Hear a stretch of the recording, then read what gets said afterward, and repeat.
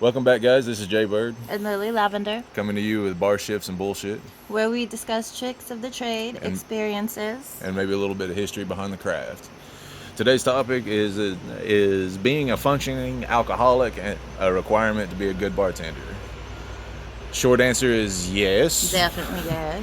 I feel like if you're going to be good at what you do, you always got to dabble in it a little bit and try to do try to be a part of what you do. Like, you never ask a chef to try to not try his own food. Like, if you cook for a living and you don't like actually immerse yourself in what you do and immerse yourself in what you're actually cooking, that you can't really hone that skill. I think that's about the best example that I can think of off the top of my head. Um, Now, there's a shit ton of recovering alcoholics that are in this trade. that being said, it's probably not the best profession to be in if you have a drinking problem. And I do think that this can cause drinking issues, or people would assume that you would have a drinking problem. But if you're going to be in this trade, you definitely got to at least try. It's good to know what you're serving, and it's definitely imperative that you know what things are supposed to taste like before you just send it out. And it doesn't matter how long you've been making that cocktail for, Yeah. you've got to try it. What if your customer is not happy with the way it came out? Well, how are you supposed to fix it? You can't just make a whole new cocktail. Right. And if you don't know the adjustments, if you don't know exactly how it was supposed to taste to begin with, and you don't know how to make your adjustments to fix it, I made it was a good example. I made a Texas margarita yesterday. Now, by definition, the Texas margarita is more orange juice than than you would put in like a regular margarita. We've discussed in our previous episode, like, a really good sour mix is the combination of all your citruses plus simple syrup. But when you make sour, or me personally, when I make sour mix, it's very very little orange juice Yeah. because it can overpower your sour. So I always do like a splash of orange juice when I'm making a margarita. But if you're making a Texas one, it's it's more orange juice savvy. Yes. I think it adds a little bit more of a bitter coating to it, and it does appeal to a certain demographic for sure. Well, just like mine, the other day, a lady told the server that her margarita tasted like orange juice. You were telling me that. Yes, Yeah. so I knew exactly how to fix it. Yeah. Well, you can just dial. Yeah, you just dial it back. Yeah, add more lime juice. And we kind of discussed that, getting too comfortable with making cocktails and stuff like that, and where you either short pour or long pour to something too much, especially when you're in a hurry. So it's good to be able to taste your cocktails. I condone it. Some restaurants, some bars don't let you do it. No. Almost majority of them do, though, where you just take like two stirs or two of the small straws and try your cocktail before you send it out. Especially if it's something new and you've never tried it before. Uh-huh. It's definitely, I recommend trying your cocktails before you send it out and make sure it's supposed to taste like that. Especially if you're unsure if you over poured something. Yeah. Then definitely you've got to try it before you send it out. For sure. Well, and this is like the funnest part of being a bartender, is being able to recognize something new, experimenting with it, whether you do it at home or you go out with to different bars with your buddies. You get a different experience about when and how other people make their cocktails, and you get a good feel about how things are supposed to taste.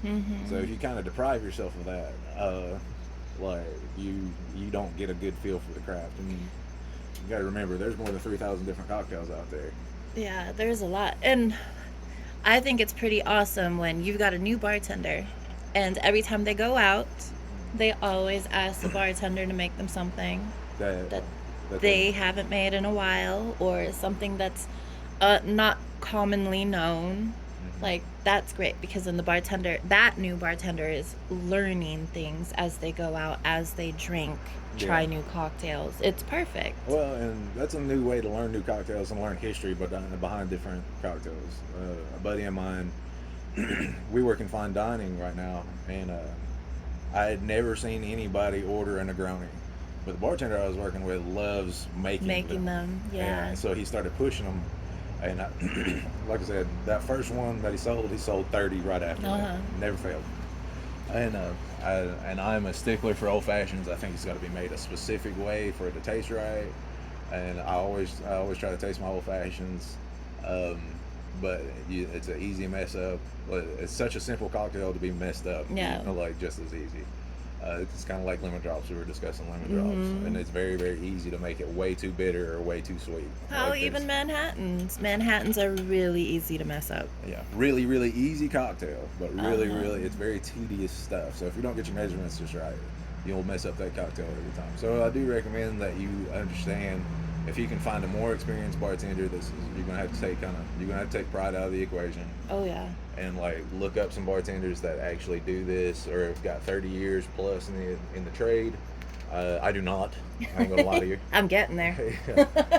But there comes a point in time where if this is what you do for a career, it's a learned trade. It would be like hanging sheetrock. It would be no different than hanging sheetrock for 30 years, or being an electrician or a plumber. If you really want to be a master of your craft, you got to immerse yourself in it. You got to do it for a decade and a half. That's right. There's a humongous difference between knowing how to do something and actually and experiencing it and and knowing how to do it. and being perfect at your craft. Yes. So like, you should know after 30 years exactly how to make it and some shortcuts.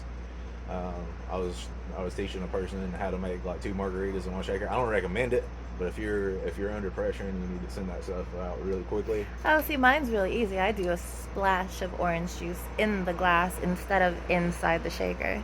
you're so wily. You're so That's wily. my These little tricks, trick. I'm stealing that too because I have yet to figure that one out. Oh, yeah. And you can actually make 3 margaritas in a shaker Oh yeah, as long as you I was follow that. I was trying to figure out how you were doing that. You said you could make 3, and I was like, man, I know that don't taste right. Like I was looking at it, and yeah, and you got to pour it over ice. You I mean, do. you still got to shake the sour that goes into it, Mm-hmm. but at the same time, like, hey, you got 3 margaritas in one shaker. It kind of blew my mind a little bit. So, Now you know. That's yeah, my little so trick. it's a cheater way. You know, it was Well, and quick in ready fact, drinks. like we here in North Carolina, like they put it in the wrong glass. They always put a margarita in a pint glass. It Oh, doesn't that's go in a pint glass. yeah. Oh yeah, It gets on my nerves. we use short rocks glasses, not like the small shot It's the glasses. 10-ounce ones. Yes, Yes. yes, they're 10 ounce. Because it's a 10-ounce drink. Yeah, so if it fits perfectly in a 12 ounce, it's probably a little bit too much. For Yes. sure. Like too much sour, too much mixture. Something is too much, or it could be too much tequila, depending on how wily you are. Oh yeah. Oh, I had a customer say, "Well, that's how they get away with charging $15 for a margarita. They put it in a pint glass." And I'm like, No. "No." The only That's not way you get it. away with charging $15 No. for more of a cocktail is if you add more alcohol and more mixture at the Yeah, same time. exactly. But we definitely don't add more alcohol. And if you want to get, and your math is going to be so messed up if you Hmm. try to spin that off. You're either putting, so like if you were going to add that mixture and make it more of a margarita, you got to do those big fishing bowls Oh for sure. yes, I love those. Yeah, and or go in like a 16-ounce pint to make it equal parts the way it's supposed to be. So if you're doing it in a 12-ounce glass and it fits 12 ounces evenly, something's probably off. Yeah. Like your tequila's off, your triple sec, or Cointreau, whatever you're using. Um, like it's definitely off. But back on the topic at hand, we were talking about this with actually a few friends of mine, and if you bartend or if you've bartended for any substantial amount of time and you've already followed this advice, and I'm sure that most of you probably already have, and you drink quite a bit, you'll learn that your alcohol tolerance is probably like A little higher. little higher than most. Yeah. I was talking to my buddy the other day. He was like, "Yeah," he's like, "I don't bar hop anymore." He said, "Shit's too expensive." He's like, I do some pregame well before I even go to the bar." He's like, "I got my bottle of Jameson." He's like, "I'll take 2 or 3 shots before I get it." So I'll make my old lady drive me everywhere. He's like, "Cause I don't do the DD thing anymore." I love my little airplane bottles. Mhm. They work out just as fine. So I would recommend this advice to everybody, but at the same time, it is illegal. So please be careful with how you approach this. Like, Yeah. don't pregame like 8 shots and then go to the bar and then expect to get served, because you add that slur, and if you're not known to have an accent like myself, then you might get cut off pretty early. Oh God! And one of the things they hate over here at the place I work is coming into work with a hangover. Yes. So be responsible, guys. Be responsible. Yes. Make sure you don't have a hangover when you come into work the next morning. Yeah, I don't know. I've been in my 20s. I've done it, but like it doesn't look good if you're puking in a trash can out back. No. Like, Or slow and can't work with volume. yeah, and as good as you think you are, if you're going into work with a hangover, you are a shitty person. Everybody else has to pick up your slack. Yeah, That's a pain in the ass. and customers can tell. Like they are not a fan of seeing bloodshot eyes, slurred words, and like a hateful attitude. No, not at all. And, you cannot be a cranky ass bartender. I've seen it. Yeah, definitely seen it. It's different when you're sarcastic for the fun of it, or cranky. Oh, and if you're pulling tips with that person, man, like I'm automatically going to assume that you cost me $5. Yeah. Or like, damn, you just cost me $10. Like that was a $10 cocktail. I could have got $3 off of that. Yeah. And I got $1 because. Or when your regulars come in and you know that they tip each drink. Yeah. How much it costs. So that's a huge difference. That's an impact. It is. It is a huge game changer if you can control your hangovers. I don't recommend getting plastered when you go out and getting drunk, or going out and drinking and experimenting with these cocktails. I understand if you're young, like this is just part of the experience. Oh But God. just be careful. Yeah, please. definitely be careful. Well, being out here, it's illegal Yes. to drink on the job or to drink before you come into work. But in other states, it's okay Yeah, some states are allow their bartenders to actually take a shot with customers. with the customers. I don't know how I feel about that. There are definitely days where I wish that was a custom here, where I could have a shot with some of my guests because I feel like I've earned one halfway through the day. And Well, it's honestly, like a dream job. The bartender has to know what their limits are. But that's where you get the high functioning alcoholic. You got to know your limits, and that only comes with experience. And I do recommend going out and having a good time and drinking every once in a while. Just don't overexert yourself. Yeah. Like, start to understand what your limits are. If you start to talk, I get chatty when I'm drinking. Not that I'm any better when I'm sober, but I get chatty big time when I'm drinking, and I get morally. How do you phrase it? I get very philosophical. Like I become Dr. Phil when I've been drinking, man. I'll tell you I'm not fun to drink with, excessively. Like I have found, I'm one of those that'll tell you everything, how to fix all your problems. Oh God. Can't fix my own because I know my habits. But, I don't think any of us can fix our own problems. yeah, but all of us are, and that's part of the job too. Is you're going to be a therapist. Like, Yeah, definitely a therapist. So breathe easy and tell people what's on your mind. Just don't be an asshole. Well, majority of the time, that's why people go to the bar and they drink and they find a bartender that they really love because they can talk to them and unleash all of their problems and their demons. And that's when you start listening to people that has a clientele or like they actually have specific people that come and go see them. That's a normal thing. If you network very well and people get used to talking to you and having good conversations, then you'll definitely see repeat business in specific people. And like FYI, just side note, it's good to remember people's names if you can. And if you really want to impress, remember cocktails. Remember what they're used to drinking, their usual or whatever. Oh, yes. It does mess people up when they come out and it's like, I want to try something new. It does like ruin your whole day when you remember somebody's cocktail and you have it ready at the door. But, I mean, don't take it to heart. Shit happens all the time. Especially if you bartend most of the time. I mean, like I said, we drink pretty much the same thing when we go drink. Yeah, we do. Unless we're like in a mood, then we gotta have something different. Yeah, something stronger or whatever. Or if we're just going out to experiment. Because we do have those days where we decide to just take a day and go try a different bar or a different location. And we, on that note, we do want to try a different cocktail. Yeah. So I like experimenting, and then there are days that I want to see a cocktail that I make regularly all the time, and I want to see how somebody else approaches it. Well, my big thing is I enjoy finding out how people make things differently than how I make them. Yes, absolutely. It's especially out here. God, I've encountered so many different variations of things that I've made in my experience. And I'm always like, why? Why would you add that? Not being against them, Just just like what's wondering. the mindset behind throwing Yeah, that little dab in there? And a lot of bartenders do that to make a drink signature. definitely. So and then if it's a new guest or a new customer that comes in and they try it for the first time like that, they're usually stuck in their ways and they usually get stuck. Yeah. And I think we addressed that last week, where if you have that one specific bartender at that one bar that you always drink at, Uh-huh. and you expect to have the same drink somewhere else, I have not met that bartender. I have not drank from that bartender. I have no clue how to make it. So if there's a twist, let me know. I'd be more than happy to make it for you like that. But odds are I have not drank it the way Bob made it over No. in Savannah, Georgia. Maybe. Bob was a good guy. But Oh like God. Yeah.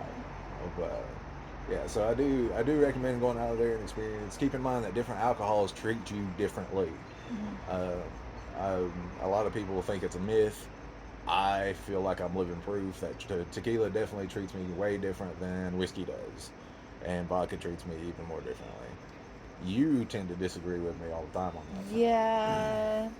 Only because it never worked the way you thought it was, or that you've said that it does. I think it's definitely. I don't drink tequila that much. If I get drunk on tequila, I get annoying. I feel like I get pushy. I like to be that jerk that like like wants to push you to be angry, and I get to laugh about it the whole time. That's what tequila does to me. But vodka and Jameson, I talk a lot. It's usually, Vodka just gives me a headache, so I don't drink it. Or I try not to drink it. But I don't have that same experience with gin. I love gin. well, and that's all in the filtering process, It and the way it's is. fermented and the way it's aged. Uh, it's like different variations of vodka. People think that and sometimes they do add different flavorings and different ways of making it.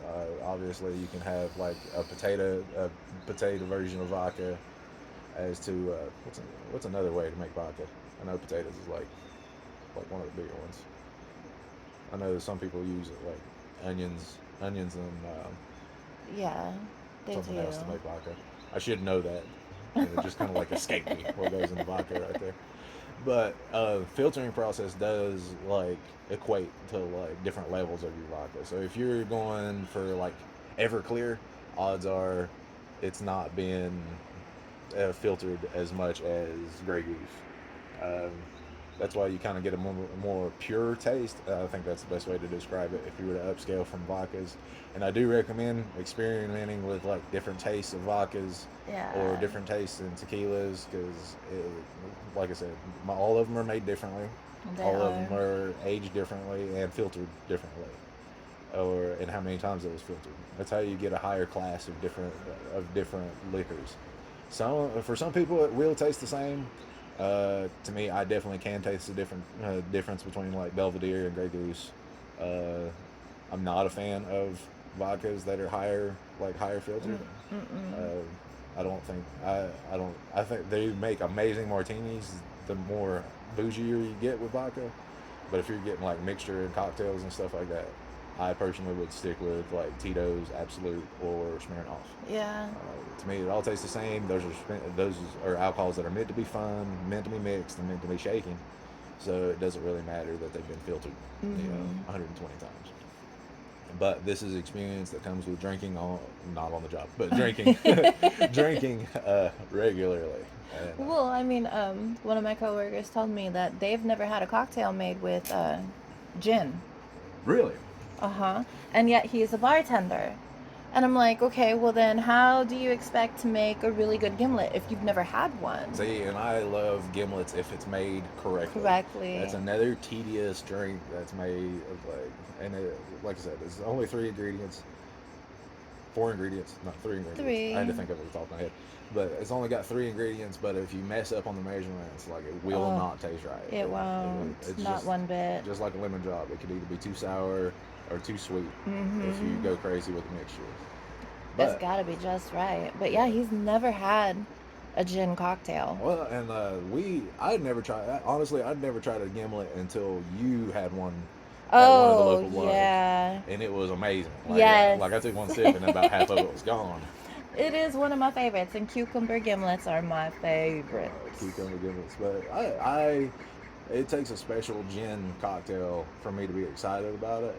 But you can make any alcohol taste good. Really good, I yeah. feel I'm a firm believer in that. If it made correctly, anything can taste. But everything does bring something different to the table. To Mhm. the table, like botanist has like a little bit more of a what is that? Like more of a woodland flavor to it. Definitely I think does. that's the easiest way to say it Yeah. without saying hippie.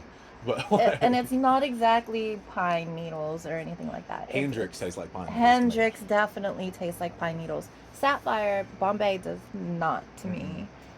me. That's why I like using Bombay as my well.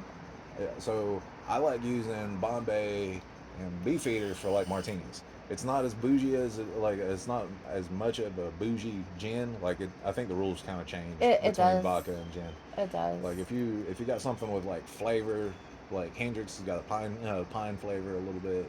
I think those are good for like gimlets and whatnot. But for actual martinis where the long pour belongs to the gin, I think it goes with Bombay makes a good one, and Beefeater Yeah. would be good for martinis Mhm. specifically. And I get a lot of requests for that for martinis. Like if you're getting a gin martini, it's definitely going to be Bombay majority of the time. Yeah. And then and like certain mules come with I'm like making certain mules with Hendrix, just because it's got a little bit more mixture and a lot more things to It go into does. it. So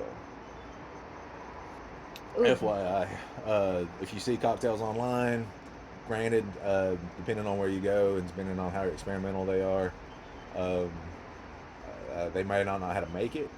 I do recommend trying it if you're a bartender like me, or majority of the people that I know, they have their own bar at home. Uh, I do recommend like experimenting, going to the liquor store, buying a bottle every so often, every week or once every 2 weeks, just to kind of add to your well, so you can experiment at a later date. Yeah. Uh, I know we do like we have house parties at my place every so often, and we experiment with different cocktails that we played around, uh, like a notorious creamsicle that we like to play around with. That I've now turned into a shooter. Yeah, that you've now turned into a shooter. We're not going to tell you what's in it. That's for a later date. You're going to have Yeah. to earn it if you're going to want to listen for the But creamsicle. man, is it amazing. Yeah. Oh, that is definitely my favorite cocktail. I ain't going to lie. Tastes like Flintstone push pops for you older Well, because generations. someone asked me for a Tic Tac, and I was like, okay, That's what it tastes like, right? Like if you make it as a shooter. it kind of does a little better though than a Tic Tac. Mm. Um, it's creamier. It tastes really good. Premier. I want to try it as a shot. Like, 'cause Yeah. I love orange Tic Tacs. Like, Yep. for sure. Yeah. Which kind of goes. We'll be leading into another topic next week. First impression. No. First Yeah. First impressions. impressions. How you look is definitely important. How And you smell. is very important. And how you present yourself. Um, but we'll talk about that later. Oh yeah, and how you look making a cocktail. Yes. Confidence makes everything. Yes, it does. Yeah. And yeah, but like I said, tricks of the trade, we'll tell you about that later on our next episode. But yeah, so definitely experiment, guys. Get out there, try some different cocktails. I am excited that October is around the corner, because that's when you get all your crazy ass cocktails. Yes. Some come on fire, some look like they're bleeding, some come out neon green, kind of like a liquid marijuana, but like better. Yeah. And just know your limits Mhm. and control yourself. Yeah, I'm excited to try brain aneurysm. And yes, there is a cocktail. It's actually a shot called a brain aneurysm, and Mm-hmm. it looks gross. Ugh. It looks nasty. And I heard it tastes just as nasty, but it looks cool. So I'm gonna try it. So, I'll let you guys know once I try it around Halloween what some of these cocktails taste like. But But our cocktail of the week. cocktail of the week. Go ahead and start us off. What are we doing? So it's going to be an Irish car bomb. which definitely has many different names. Many different names. Irish car bomb can also be referenced as an Irish slammer, A an, a Boilermaker. Boilermaker, a Dublin drop cocktail, Mm-hmm. and yeah, that's I mean that's pretty much most of it for sure. But ingredients consist of Jameson, Bailey's, and a half a pint of Guinness. So, and a Boilermaker by definition is a shot and a beer combined together. Combined. We have debate on how it's best served. Um, But only because of our area. just by the area. So the way it's supposed to be built is it's almost a layered drink. So you put your Bailey's in your shot glass first, and then you top it off with your Jameson, and then you serve it next to half a pint of Guinness. Yes. Now, here's where we go into debate. Does a bartender drop it in, or does the guest drop it in as they're drinking it? I don't trust my bartenders because they're wily in my area. They're fun and they're good at what they do. Don't get me wrong, but these jerks will definitely drop their shot in first, let it curdle while I'm talking, Yeah. and watch to see me make funny faces. Keep that in mind. If you leave it in for too long, it will curdle with the beer. It'll be will. nasty, and you won't like it. So, if you're a big conversationalist like myself, don't get too distracted. When you're ready to take that shot, take it immediately. Yep. But yes, most bartenders like to drop the shot in for you. Uh, that's your preference. I know you like to do that. I do. Yeah, and I think it looks cool, but in my experience, It's presentation. It is presentation, and it's fun to serve two at one time where you drop two like right there, make it splash a little bit, like make it look messy. It's supposed to be kind of a messy cocktail. Well, in California, we had little boards, and the boards would sit in between each of the half pints. Oh, wow. And so you'd have the shot ready on the board, and you'd knock it all in like a domino effect as they're all getting ready to take the shot. That would be fun. Yes, that would be fun. But it's supposed to be fun. It's, you know. Well, and that's not like that's not a common thing here. I know there's like 3 people that I drink with that like always push me into an Irish car bomb. Yeah. Never fails. They always push me into it, and I don't remember how I make it home. so, so like I said, this is a hefty drink. It is. Because it weighs so much, you think that you can drink more, and I'm notorious for that. So, like I said, we've discussed this earlier. Know your limits and know your adjustments when you're going out and drinking and experimenting with cocktails. Yeah, and you gotta let us know. What do you think? Is it a good idea to be a functioning alcoholic as a bartender, or if you should just like dabble a little bit or not drink at all? I've met people that bartend that don't drink and don't condone drinking outside of work, but it's a good paycheck or it's good pay, and I won't argue with that. But at the same time, I feel like my personal preference, if you can't be a good bartender unless you've tried the cocktail itself. yes, But there's got to be a happy medium somewhere. But if you have any disagreements with like what we're saying, we would love to hear from it in the comment section, or if you would like to email us at barshiftsandbs@gmail.com. And that's bar shifts plural. Yeah, with bar an shifts S. plural with an S and spelled out, not the Yeah. not the and symbol. It's and bs@gmail.com. So be ready to send us what you got, or if you got a topic that you would like to address, just let us know. Yeah. All right. Until next time, guys. Thank you so much.